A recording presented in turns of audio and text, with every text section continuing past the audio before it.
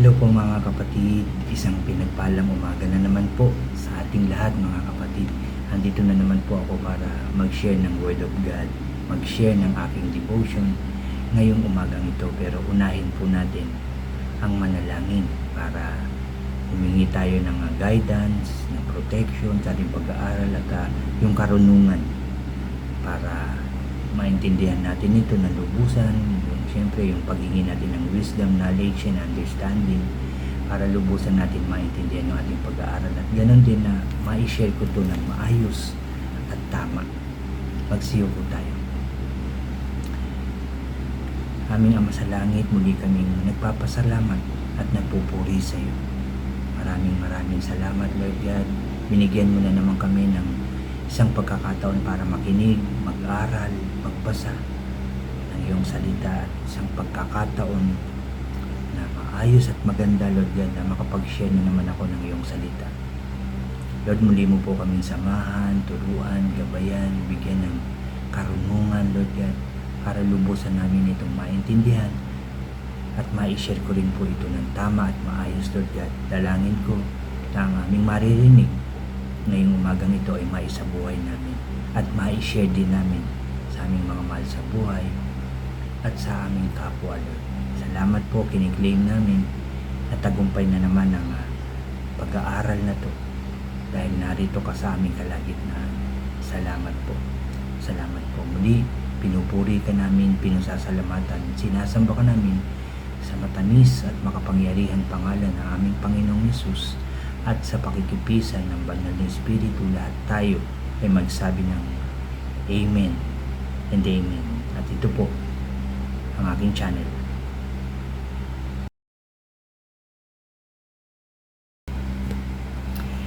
Hello po ulit mga kapatid, isang pinagpalang umaga pong muli sa inyo at sa ating lahat mga kapatid. Bago po ako mag-umpisa ng aking sharing ngayong umagang ito, anyayahan ko lang po yung mga bago dyan sa aking channel na huwag niyo pong kalimutan na mag-subscribe.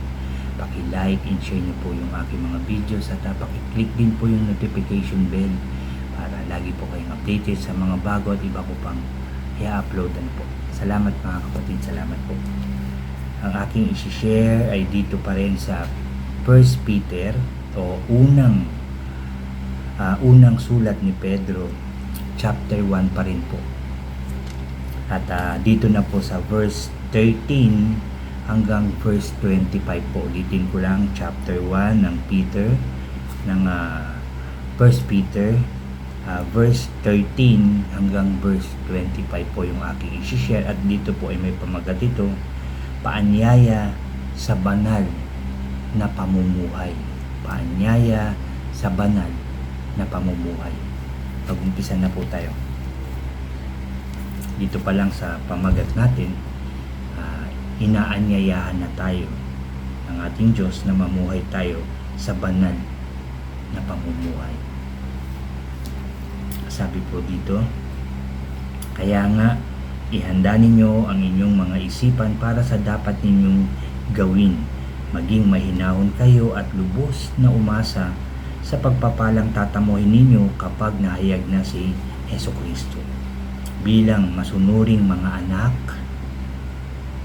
huwag kayong umayon sa masasamang pagnanasa tulad ng ginagawa ninyo noong kayo'y wala pang tunay na pangunawa.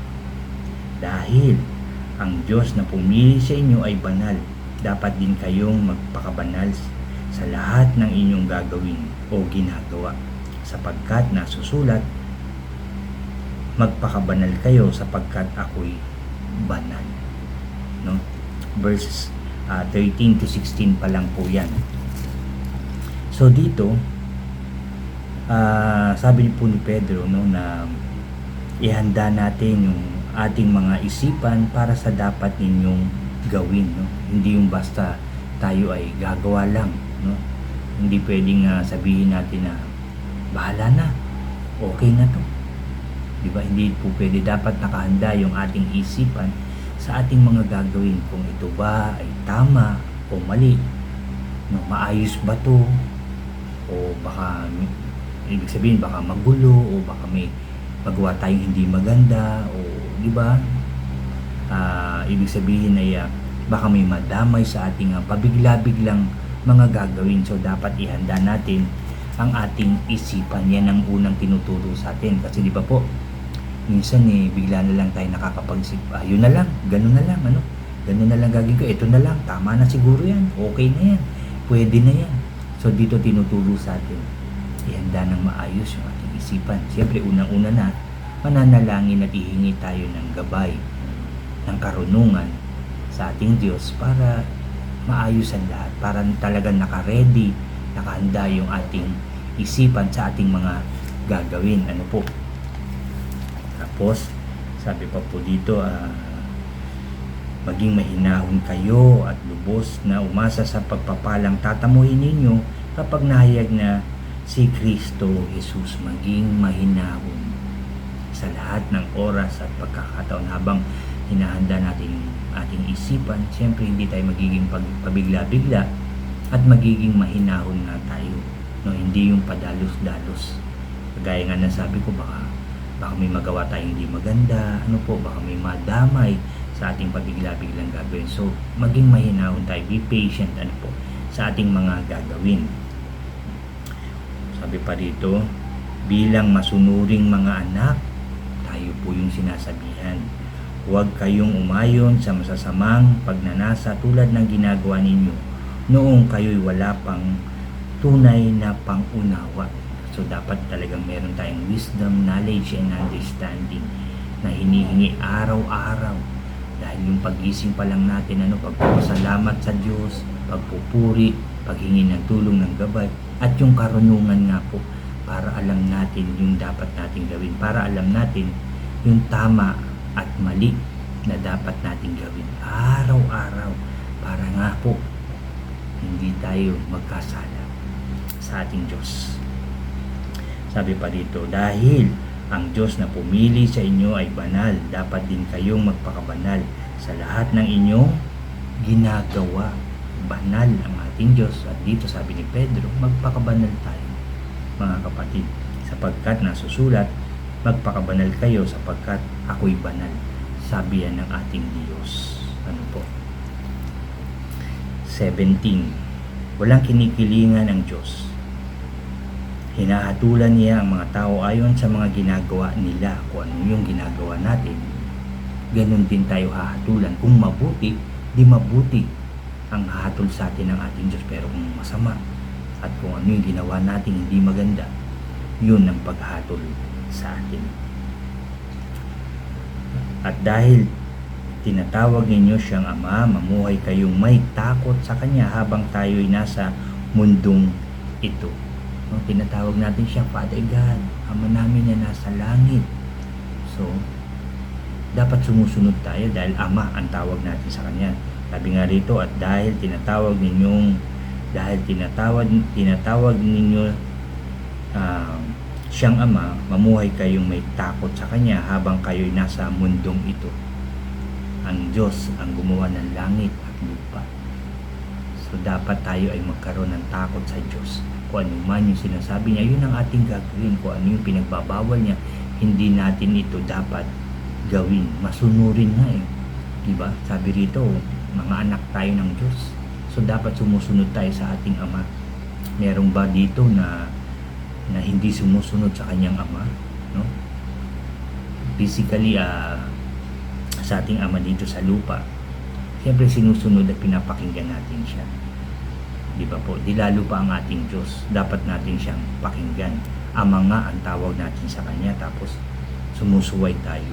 Matigas ang ulo natin. Dapat hindi po ganoon.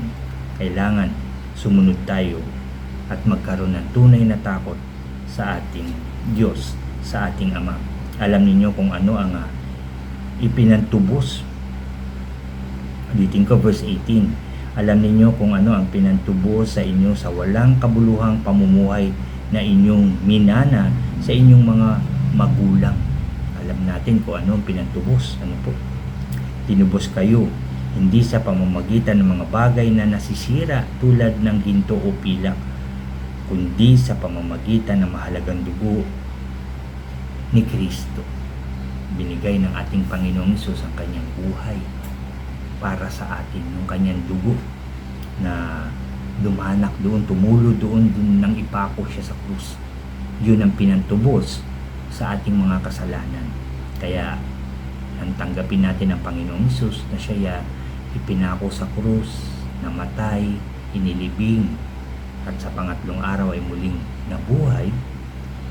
Wala na tayong kasalanan noon. Bayad na, malinis na tayo dahil yan sa makapangyarihan dugo ng ating Panginoong Hesus. At dapat hindi na tayo babalik dun sa mga nagawa natin noon.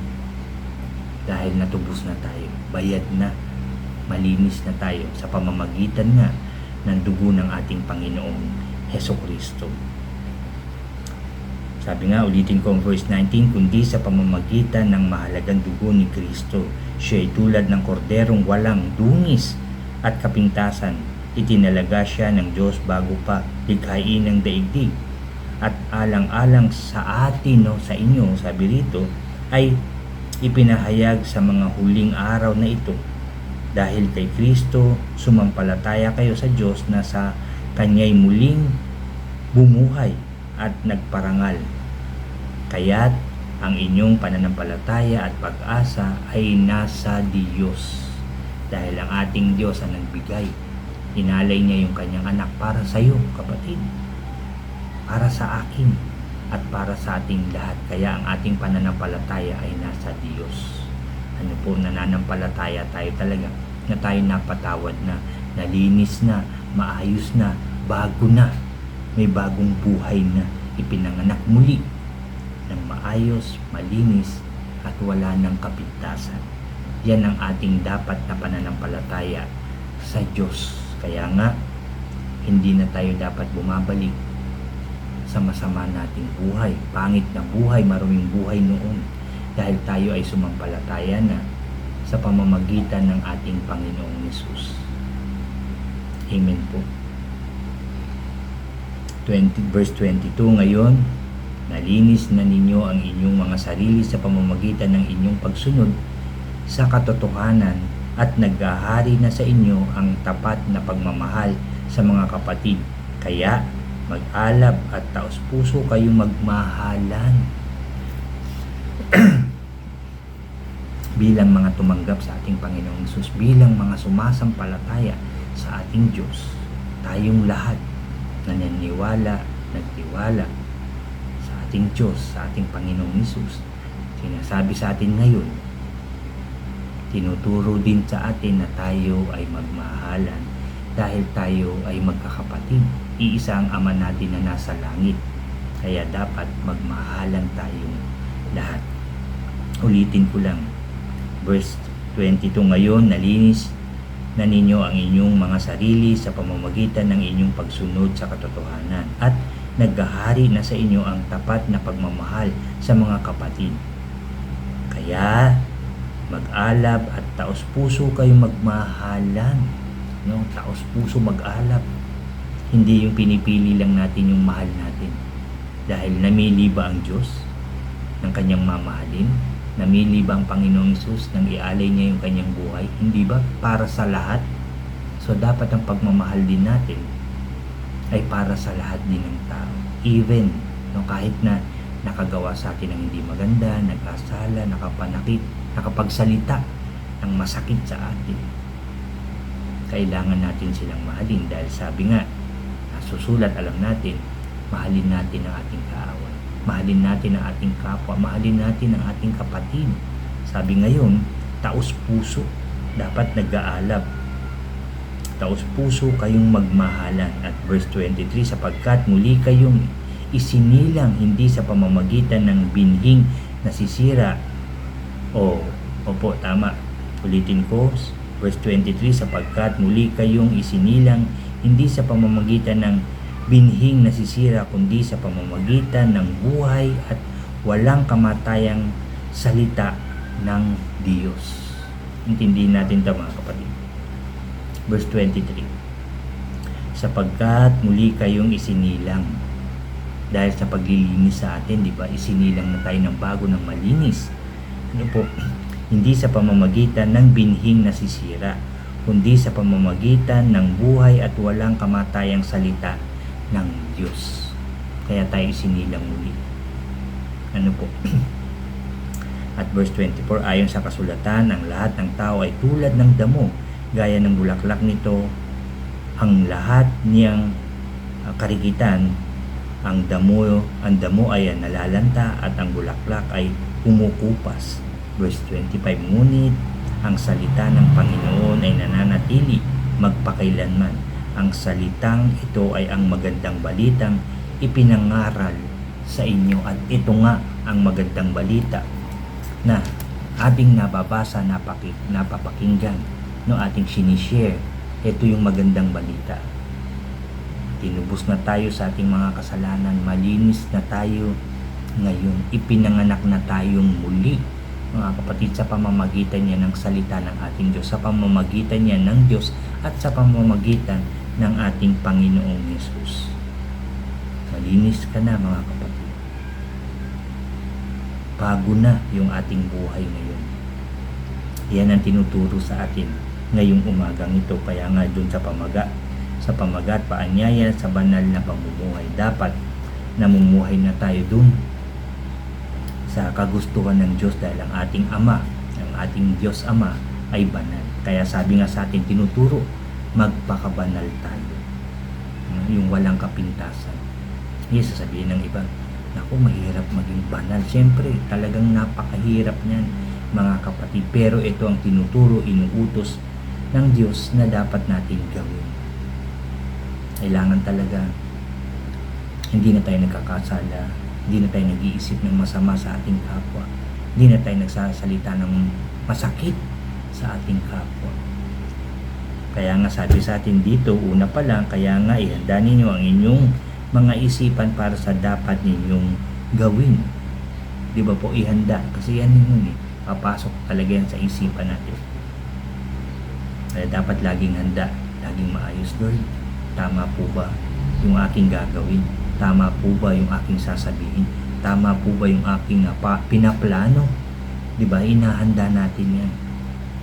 Kaya lagi tayong mananalangin sa Diyos, hihingi tayo ng tulong, ng gabay, ng karunungan sa ating Diyos para tama at lagi nakahanda ang ating isipan.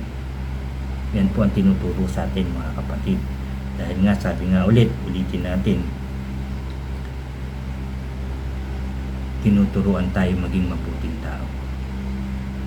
Kailangan makita sa atin na tayo ay bago na, nilinis na, bagong panganak na. Ibig sabihin, yung dating pamumuhay natin, yung dating, halimbawa ako, yung dating bro OG na marumi, maraming isiping hindi maganda, na maraming nagawang pagkakasala, hindi na siya yun. Isinilang na muli ang bagong bro OG sa pamamagitan ng salita ng Diyos, sa pamamagitan ng dugo ng ating Panginoong Hesus. Ako ay nilinis na, tayo ay nilinis na ng ating Panginoong Hesus. Yan na dapat ang ating buhay. Kaya lahat ng ating gagawin, magtatanong tayo, lalapit tayo sa ating Diyos, hihingi tayo ng tulong sa ating Diyos para hindi na tayo magkamali, para hindi na kung ano-ano yung mga naiisip natin. Minsan na nanghuhusga pa tayo, no? Imbis na magpakumbaba, pero tayo pa yung nagagalit kahit wala namang ginawa na masama, pero galit tayo, makita lang natin yung taong banal ba yun, malinis pa ba yun, di ba po? Hindi na. So kahit na sino, sabi nga, kasi ang Diyos, wala naman, sabi dito, walang kinitilingan ng Diyos. Hindi hinahatulan niya ang mga tao ayon sa mga ginagawa nila. At dahil tinawag ninyo siyang Ama, mamuhay kayong may takot sa Kanya habang kayo'y nasa mundong ito. Ano po? Mamuhay ng maayos. Yan po ang tinuturo sa atin. Hindi na tayo mag-iisip ng masama, magsasalita, magpaplano, hindi na magpaplano ng masama. Ano mo po? Lagi na nating iniisip ng maayos ang lahat. At syempre, number one, yung tinatanong na natin sa Diyos. Lahat, mga kapatid, even mga maliliit na bagay. itanong natin sa Diyos kung ano ba ang dapat, kung yun ba ay tama. Ano po, ganun po ang ating gawin, ganun po yung ating sabihin. Ano po, I remember lang no, yung aming nanay Mavic na sa tuwing kami magme-mentoring, ano po, nababanggit niya talaga, even yung pagbili niya ng tsinelas, yung uulamin sa bahay, ano po ay kanyang tinatanong sa ating Diyos. Simple lang yun. Siyempre, yung iba baka sabihin, okay, pero yun yung puso niya. Gusto niya itatanong niya sa Diyos ang lahat na dapat din natin ginagawa. Ano po, ako, isang ganun talaga, no? Bigla ko yung naalala, tanong mo kay Lord. Kaya tanong mo kung anong gagawin mo, isipin mo even the ulam, ano po, na lulutuin mo. So, paglalabas, ba may bibilin, ano ba yung bibilin, okay ba ito, ganyan. Pwede po lahat yan. Pwede po natin ilapit kasi nga ama natin siya. Kaya dapat tinatanong, sinasabi natin sa ating Diyos, inilalapit natin sa ating Diyos ang lahat. Dahil tayo anak niya, sa Kanya lang tayo lalapit, sa Kanya lang tayo magtitiwala. Mga kapatid, yan po yung tinuturo sa atin ngayong umagang ito. At yun nga yung pagmamahalan natin, dapat hindi nawawala. Hanggat narito tayo sa mundong ito, magmahalan, magpakumbaba, at tayo ay magpatawaran kung ano man yung mga nagawa natin. Tayo rin matuto rin tayong humingi ng tawad una sa ating Diyos at sa ating kapwa kung ano man yung mga nasabi natin, nagawa natin na hindi maganda o nakasakit sa kanila. Ano po? Yan po yung tinuturo sa atin. Dapat ang puso natin ay nasa Diyos lang. Ano po? So yan po yung aking sharing ngayong umagang ito. Dito nga po ulitin ko lang, unang Pedro chapter 1 verse 13 hanggang verse 25, at ito nga po ay may pamagat na paanyaya sa banal na pamumuhay. Yan po ang itinuturo sa atin, yung banal na pamumuhay ngayong umagang ito. Salamat sa ating Diyos sa Kanyang salitang ating napag-aralan ngayong umagang ito. Naniniwala ako marami kayong natutunan, lalong-lalo na ako. Marami na naman po akong natutunan. Nabasa ko na ito, napag-aralan ko na, pero marami pa rin talaga tayong matututunan kapag binalik-balikan natin ang salita ng ating Diyos. Kasi siya mismo ang kumakausap sa atin. Ang ating Diyos mismo ang kumakausap sa atin. Kaya ugaliin natin magbasa ng salita ng ating Diyos. Muli, salamat sa salita ng ating Diyos. Salamat sa ating Diyos. At muli tayong mananalangin, mga kapatid. Kayo rin. Manalangin po kayo. Magsalita kayo. Sabihin nyo yung gusto nyo sabihin. Dahil naniniwala ako. Nakikinig ang Diyos. Magsiyo po tayo. Yes, oh God. Hallelujah. Hallelujah. Ama sa langit, aming Diyos na makapangyarihan, aming Diyos na banal, muli kaming nagpapasalamat ngayong umagang ito sa aming mga nabasa at napakinggang iyong salita. Salamat, Lord. Salamat, Ama, dahil muli mo po kami kinausap, tinuruan at pinaalalahanan. Maraming salamat po. Dalangin ko na maisabuhay namin ang mga narinig namin ngayong umagang ito at maihayag din namin, maishare din namin sa aming mga mahal sa buhay at sa aming kapwa. Sa tulong mo po, sa tulong ng banal na Espiritu, sa pangunguna ng banal na Espiritu, bigyan mo po kami ng lakas ng loob, kasipagan para ihayag po ang mabuting balitang ito sa pangalan ng Panginoong Hesus. Salamat po. Ama, pinapanalangin ko rin ang lahat ng nakinig na naman nakapanood nito ng aking sharing ngayong umagang ito, Lord God. Pagpalain mo po sila kasama ng kanilang pamilya. Ingatan mo po sila, palakasin, gabayan, proteksyonan, pagpalain, O God. Pagkaloob ang kanilang mga pangangailangan everyday, O God. Lord God, kung ano man yung mga nararamdaman nila physically, kung may mga masakit man sa kanila, inside out ng kanilang katawan, Lord God, dalangin ko po na sila po ay pagalingin mo sa pangalan ng Panginoong Hesus, Lord God. Palakasin mo po sila, pagalingin mo po sila, anumang klaseng karamdaman ito, Lord, sa oras na to. Dahil kami sumasampalataya at naniniwala sa iyo, Lord, pinagaling mo na po sila. In Jesus' name. In Jesus' name, Lord God. Pinagaling mo na po sila, Lord God. Pinagaling mo na po kami, Lord God. sa anumang sumasakit sa amin, inside out ng aming katawan, simula ulo hanggang mga daliri sa paa, Lord God. Pinalakas mo na kami, pinagaling mo na po kami, in Jesus name, in Jesus name. Salamat po, O Lord. Salamat po, O Lord God, salamat po.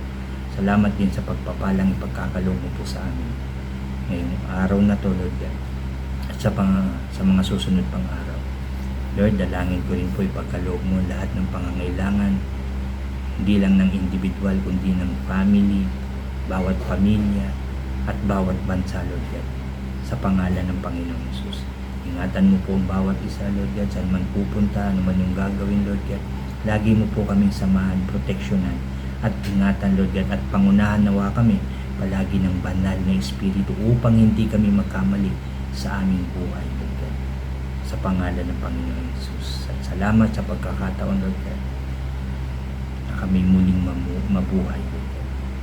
Dahil sa iyong salita at sa dugo ng Panginoong Hesus, maayos na ang aming buhay. Malinis na kami, Lord God. Dalangin ko po na hindi na kami makagawa ng kasalanan habang kami ay nabubuhay. Habang kami ay narito sa mundong ito, Lord God. Nagiging mabuting tao kami sa inyo at sa aming kapwa. Sa pangalan ng Panginoong Hesus. Maraming salamat po, Lord. Salamat sa lahat, Lord, for all the blessings, guidance, and protection at sa katagumpayan ng aming buhay, Lord God. Salamat po at naniniwala ako may magandang gagawin ka po sa aming buhay ngayong araw na to. Sa pangalan ng Panginoong Hesus. Thank you, Father God.